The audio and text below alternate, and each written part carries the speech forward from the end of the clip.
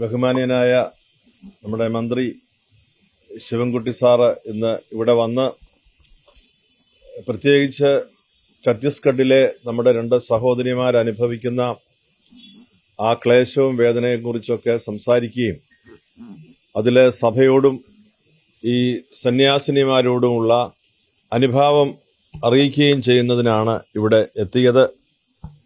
അദ്ദേഹം എല്ലാ കാര്യങ്ങളിലും സഭയുടെ സേവന മേഖലകളോട് ചേർന്ന് നിൽക്കുന്ന ഒരു വ്യക്തിയാണ്.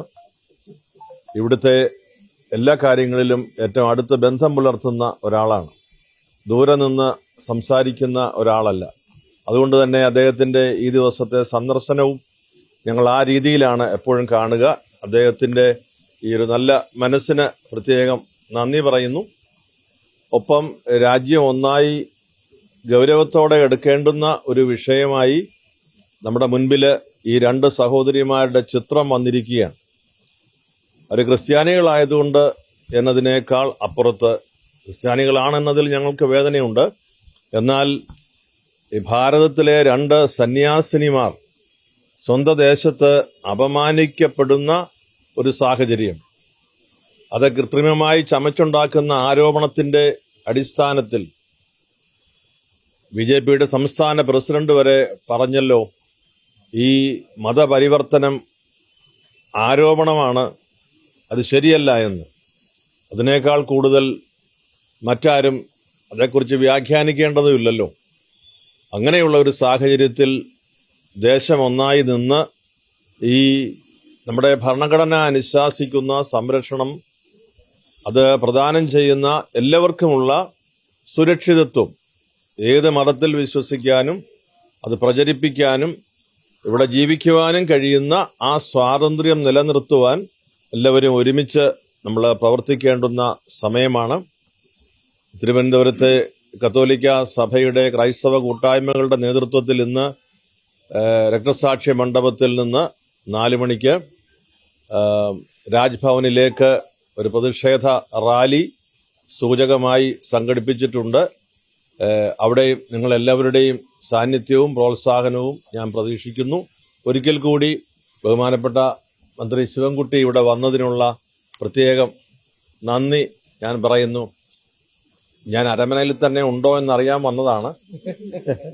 അപ്പോൾ എല്ലാ കാര്യങ്ങളിലും ഒരുമിച്ച് നിന്ന് ദേശം ഒന്നായിട്ട് രാഷ്ട്രീയ വ്യത്യാസങ്ങൾ കൂടാതെ ഒരുമിച്ച് നിന്ന് പ്രവർത്തിക്കേണ്ടുന്ന ഒരു സമയമാണ്. അതിൽ രാഷ്ട്രീയ വ്യത്യാസങ്ങൾ ഒന്നുമില്ലാതെ എല്ലാ രാഷ്ട്രീയ പാർട്ടികളും, നമ്മുടെ എംപിമാര്, ജനപ്രതിനിധികള് ആ സിസ്റ്റേഴ്സിനെ പോയി ആ ജയിലിൽ സന്ദർശിച്ചു എന്ന് പറയുന്നത് വലിയ ആശ്വാസകരമായ കാര്യമാണ്. അവരോടുമുള്ള ഹൃദയപൂർവ്വമായ നന്ദി കേരള കത്തോലിക്ക മെത്രാൻ സമിതിയുടെ പ്രസിഡന്റ് എന്ന നിലയ്ക്ക് ഞാൻ സവിനയം അറിയിക്കുന്നു.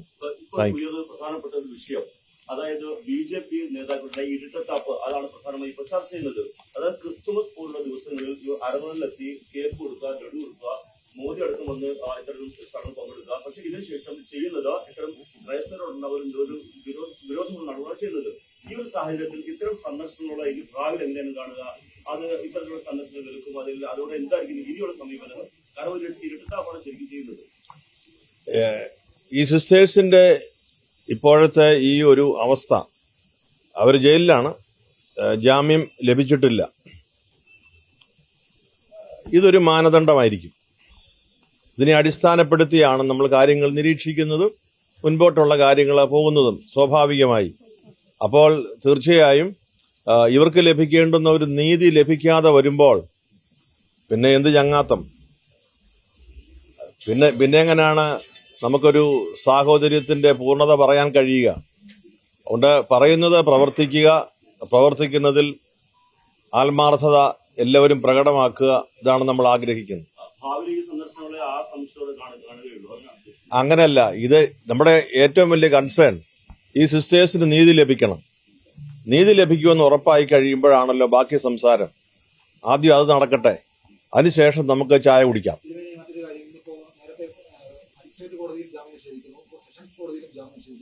ജഡ്ജി പറഞ്ഞൊരു കാര്യമുണ്ട്, ഞങ്ങൾക്ക് ഇതിനകത്ത് ഇടപെടുന്നതിന് പരിമിതി ഉണ്ട് എന്നുള്ളത്.